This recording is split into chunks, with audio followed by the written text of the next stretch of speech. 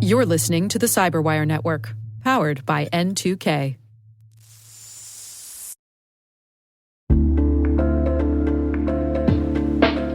This episode is supported by Black Hat USA. If you follow the research, you know a lot of it breaks on Black Hat stages. Hundreds of peer-reviewed briefings, more than 100 hands-on trainings, and the largest business hall in Black Hat's history. 6 days to learn the skills you'll need tomorrow, August 1st through the 6th. Use code CYBERWIRE for $200 off your briefings pass at blackhat.com. We'll see you in Vegas.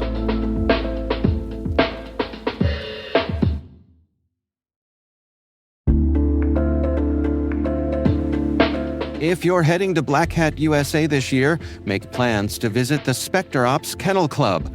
As creators of Bloodhound, the SpecterOps team will host talks with OpenAI and the UK AI Security Institute, as well as hands-on workshops aimed at helping you understand AI-accelerated attack paths and the latest in identity tradecraft. Visit specterops.io to pre-register and learn more. SpecterOps Kennel Club is adjacent to Libertine Social inside Mandalay Bay. While you're there, visit the N2K CyberWire podcast studio, where we'll be capturing expert perspectives and conversations from across Black Hat.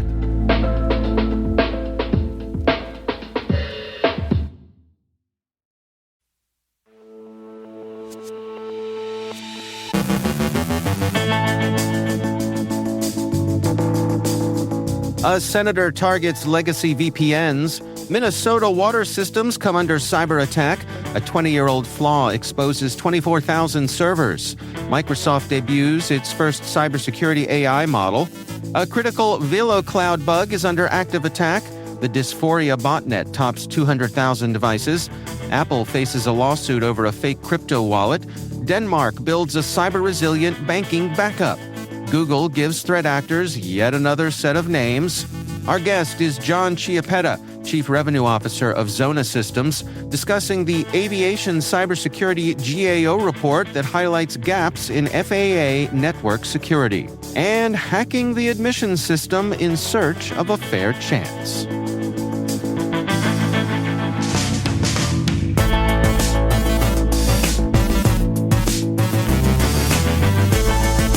It's Tuesday, July 28th, 2026, one of my favorite days of the year.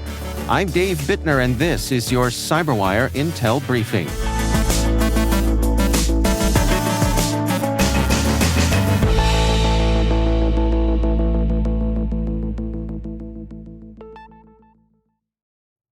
Thanks for joining us here today. It's great, as always, to have you with us. Senator Ron Wyden has urged CISA, the Office of Management and Budget, and NIST to take coordinated action to eliminate legacy VPNs from federal networks within 2 years and require vendors to certify that their remote access products meet zero trust standards to remain eligible for federal contracts. Wyden argues that repeated emergency patching of internet-facing VPN appliances is an unsustainable response to vulnerabilities rooted in their architecture. His proposal calls for CISA to issue a binding operational directive mandating migration, NIST to establish technical standards emphasizing outbound-only remote access, memory-safe programming languages, and decentralized key management, and OMB to update procurement rules so only compliant products can be purchased by federal agencies and defense contractors. The letter cites multiple nation-state campaigns exploiting VPN products from vendors including Avanti, Cisco, and Fortinet as evidence that legacy remote access technology has become a recurring national security risk. While the agencies are not obligated to act, the proposal aligns with CISA's recent zero trust guidance and could significantly reshape the federal cybersecurity market if adopted. At least 3 Minnesota cities, Plymouth, South St. Paul, and Braham, are responding to cyber attacks targeting their water facilities, prompting assistance from state authorities. Plymouth reported attacks on water towers and lift stations. South St. Paul said its water utility system was affected, and Braham experienced a brief outage at its water plant before crews restored operations. Officials believe other communities may have also been impacted, although it remains unclear whether the incidents are connected or the work of a single threat actor. All three cities say the effects have been limited, drinking water remains safe, and residents can continue normal water use. Minnesota IT Services is coordinating with local, state, and federal partners to assess the attacks, share threat intelligence, support response and recovery efforts, and determine the full scope of the ongoing investigation. Researchers have identified more than 24,000 Internet-exposed servers vulnerable to a long-standing weakness in the Intelligent Platform Management Interface, IPMI 2.0 protocol, that can expose password hashes for offline cracking. The flaw stems from a protocol design dating back to 2004 and affects baseboard management controllers, which provide low-level remote server administration. Lava researchers found that about one-third of affected systems used weak or predictable credentials, including default passwords, making compromise significantly easier. Because BMCs operate below the operating system, successful attacks can provide deep control over physical servers and potentially broader management environments.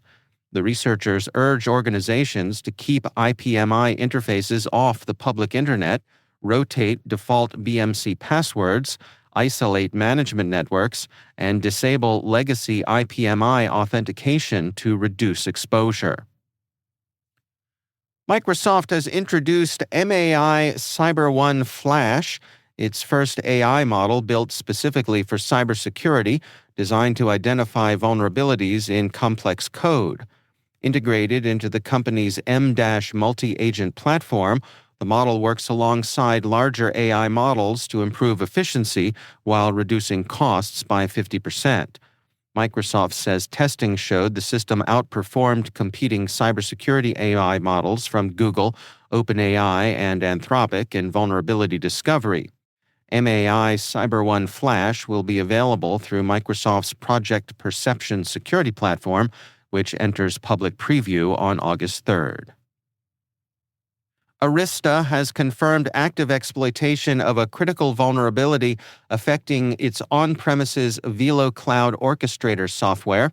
The flaw, with a 10.0 CVSS rating, is an unauthenticated OS command injection vulnerability that can allow attackers to compromise the orchestrator and potentially gain access to managed VeloCloud edge devices. Because the web interface is exposed by default, Arista recommends restricting access to trusted management networks and blocking known malicious IP addresses until patches are applied. CISA has added the flaw to its known exploited vulnerabilities catalog, underscoring the urgency. The issue does not affect Arista's hosted VeloCloud service, and patched software versions are now available for affected on-premises deployments. Researchers have identified a botnet called Dysphoria that has compromised an estimated 200,000 devices worldwide and is being used for DDoS attacks and traffic relay operations. According to Kianjin X Lab, the malware employs a blockchain-based command and control mechanism using Ethereum and Solana naming services to make its infrastructure more resilient and difficult to disrupt. Since first appearing in March, Dysphoria has rapidly evolved, adding multi-chain support, new command and control techniques, and separate variants for DDoS attacks and proxy services.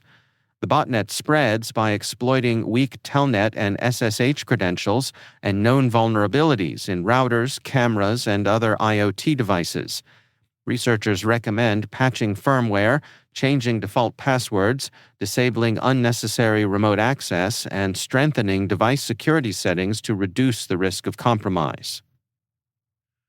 3 Apple users have filed a lawsuit alleging they lost a combined $1.8 million in Bitcoin after downloading a fraudulent Sparrow wallet application from the App Store. The complaint claims the fake app impersonated the legitimate desktop-only cryptocurrency wallet, tricking users into entering their recovery seed phrases, which attackers then use to steal their funds. The plaintiffs argue Apple failed to adequately review and remove the fraudulent app despite prior warnings from Sparrow Wallet's developer and user reports. Apple said it removed the impersonating apps, terminated the associated developer accounts, and provided channels for reporting fraudulent software.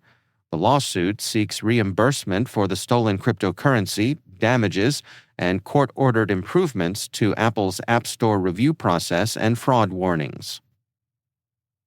In Denmark, Danmarks National Bank is developing a dormant energy bank, an offline backup banking system designed to keep critical financial services running during a major cyber attack. The initiative is part of the central bank's emergency preparedness for critical financial sector activities in extreme scenarios strategy, introduced in late 2025. If a cyber attack disables a major bank or Denmark's broader banking infrastructure, the DEB would allow businesses and consumers to continue receiving salaries, making transfers, and using payment cards until normal operations are restored. The plan also includes a card payment contingency system that enables retailers to accept physical cards and mobile wallets even during prolonged IT outages by storing transactions offline and settling them once connectivity returns. Currently being piloted nationwide, the offline payment capability is expected to be fully operational at grocery stores and pharmacies by the end of this year, strengthening Denmark's resilience against large-scale cyber disruptions. Google Threat Intelligence Group has introduced yet another threat actor naming system because the cybersecurity industry apparently didn't have enough aliases to keep track of already. The company is replacing numeric identifiers with two-word cryptonyms, pairing a memorable name with a category suffix that reflects attribution or motivation. Under the new scheme, China's groups end in Castle, Russia's in Relic, North Korea's in Neptune, Iran's in Ion, and cybercrime gangs in Comet.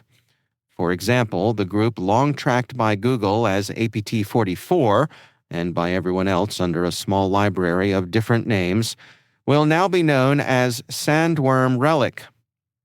Google says the new taxonomy is intended to simplify tracking while preserving legacy names, MITRE attack mappings, and other vendor aliases during what is sure to be another industry-wide exercise in cross-referencing threat actor names.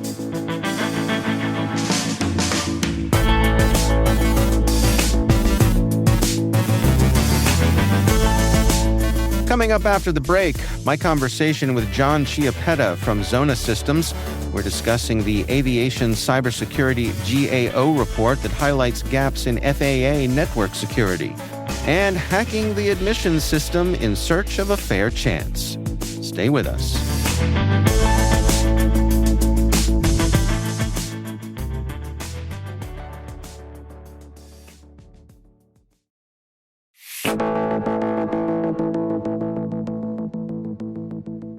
John Chiappetta is Chief Revenue Officer at Xona Systems.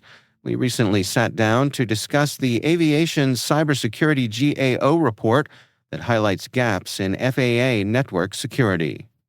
Naturally, this is a very critical industry.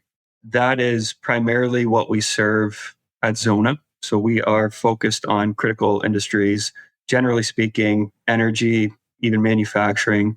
So this certainly falls into the scope of what we focus on.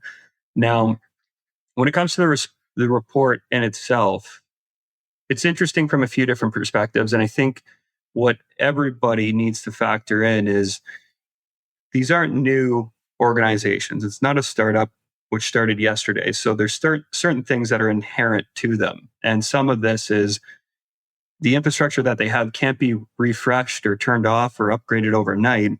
And so a lot of these industries are facing relatively similar challenges. Yeah, when I think of aviation, it's kind of, that old joke about you have to change the oil while the engine is running, and how much harder that is. At the same time, I think we hear lots of stories about aviation having challenges with things like air traffic controllers and the technology that they use. mean, is this a case of a vertical that is just a little behind when it comes to updating their technology? I wouldn't use the words a little behind necessarily. I think inherently it's an industry that's hard to move, right? Banking would be another one. Energy sector would be another one, in that it's institutionalized. And so, you mentioned kind of change the oil while it's running. I think that's absolutely accurate in the sense of this industry is starting to face the same challenges every other industry is facing right now, but it's new for this industry. These challenges didn't exist when a lot of this infrastructure was set up. And so, it's yes, it's a technology piece, but it's also a culture piece. And it's how do you get ahead of that on really both sides at once? Well, I know you have a story to share about some work that you did with an airport authority and some of the surprises that you found within their systems. A surprise for me, for sure. Surprise for them, I think, as well. But this was actually driven, and it's related because a few years ago, I want to say it was 2023, TSA came in with a number of changes when it came to cybersecurity, best practices, guidelines, all of that. And at the time, I was engaged with a very large airport authority working on a very similar project to what we do right now. So, what we focus on is secure remote access. All of the organizations that we work with, and this is no different, they have systems that they don't manufacture themselves. It helps operate their business, but ultimately they have vendors and contractors and different people who support those systems who may not be on site. And so they need remote access into these systems. And so that was the project we were working on. And we were working with the operations side. So very typically we'd either work with operations or IT/cyber teams, and the combination of the two. This was exclusively with the operations side. And they were rather frustrated. And the frustration that they had, those individuals are tasked with keeping things moving, keeping the systems running, keeping people moving through the airport, keeping everything secure. And TSA at the time threw a bit of a wrench into that because they said, "Hey, I want you to evaluate how you're doing remote access today, who's connecting to these networks, what's going on. Get a better handle on that," is essentially the message that went out. In that process, they were rather frustrated because they had to do that instead of focus on the work that they do on a daily basis, which, as we know, keeps them very busy. During that, they found out that they were only working with a number of vendors at this specific point in time. But when they looked at how vendors were accessing the network, there was a number, I think it was upwards of 30 different connections that were still able to access the network, even though they weren't dealing with those 30 different vendors. They were only dealing with a handful. And so, rather surprising to them, certainly surprising to me because just like you and I, we travel through the airport all the time. We got to jump through all kinds of hurdles. And it's interesting to see these doors were unlocked at the time. What do you suppose that story says about the broader situation that we find in the industry today? Is this a typical kind of thing to find? It is less and less as the years go on, but again, you're focused on, or certainly we're focused on industries where if we go back 15, 20 years, they were never connected to the internet. They were never meant to connect to the internet. And then COVID certainly expedited that, where all of a sudden systems that were never meant to connect to the internet in the first place, you had to connect them because they might be supported by a vendor who's in a different state or a different country. And when something goes wrong, you can't take everything offline. You need them to connect in and fix it right now. And so the way that different organizations address that was relatively the same, which is leverage what's called a VPN. At the end of the day, that's a big, long Ethernet cord, and there's a number of challenges that come along with that. And what they found themselves in is a situation where they didn't have best practices. They didn't have guidelines around that. It was very, common for connections to be spun up, but then nobody comes back to the IT team who spun up that connection to say, "Hey, we no longer work with that vendor. There's no need to have that. Everybody's busy. They got another job to do right after they complete this one." And those compound over the years. So, what are your recommendations for organizations to best deal with this particular issue? It's a good question. And I wish there was a one-size-fits-all type of approach to this, but as with anything, it's not that simple. What I would say is, first, you need to understand what is it that's on that network, right? You need to understand what's behind the doors, what are you ultimately protecting, and then work backwards to say, okay, how do I do this in a way where I'm doing it proactively and not reactively? We hear a lot about, how do we understand the detection and monitoring piece? Well, that piece means something already got in, something already happened. And so how do you look at the front doors to say, how do I guarantee that nothing touches these systems? The article that we're discussing actually mentioned NIST and the zero trust principles and guidelines that NIST produces, and the recommendation to follow that pretty tightly. I think that's fantastic. Then look at what are your high priority resources that, those are the ones that keep you up at night, that need to be protected at all costs. Who are the privileged users? And then make sure you fully understand how this maps together. But the key thing is be proactive about the security. Do not bake that in as an afterthought. That's John Chiappetta from Xona Systems.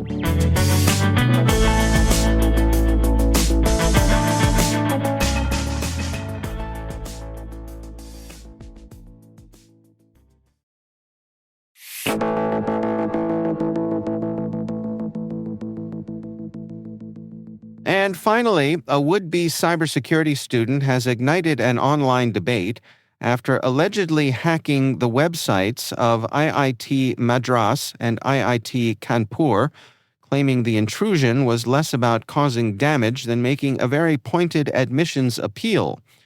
In messages shared on Reddit, the individual said he was rejected from IIT Madras's Bachelor of Science in Cybersecurity program despite paying the application fee, submitting the required materials, and building years of cybersecurity experience.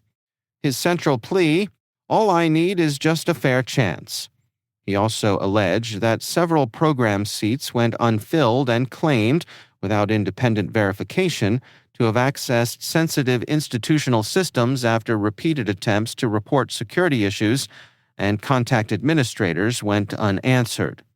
Reports of website outages surfaced around the same time, although any connection remains unconfirmed. The episode has divided opinion, with critics condemning the alleged hack, while others questioned whether traditional admissions processes are overlooking practical cybersecurity talent.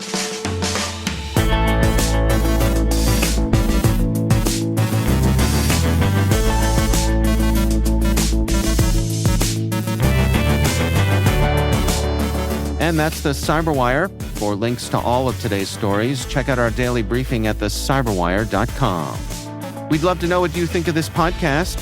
Your feedback ensures we deliver the insights that keep you a step ahead in the rapidly changing world of cybersecurity. If you like our show, please share a rating and review in your favorite podcast app. Please also fill out the survey in the show notes or send an email to cyberwire@n2k.com. N2K's lead producer is Liz Stokes. We're mixed by Trey Hester with original music and sound design by Elliot Peltzman. Our contributing host is Maria Vermazis. Our executive producer is Jennifer Eiben. Peter Kilby is our publisher, and I'm Dave Bittner. Thanks for listening. We'll see you back here tomorrow.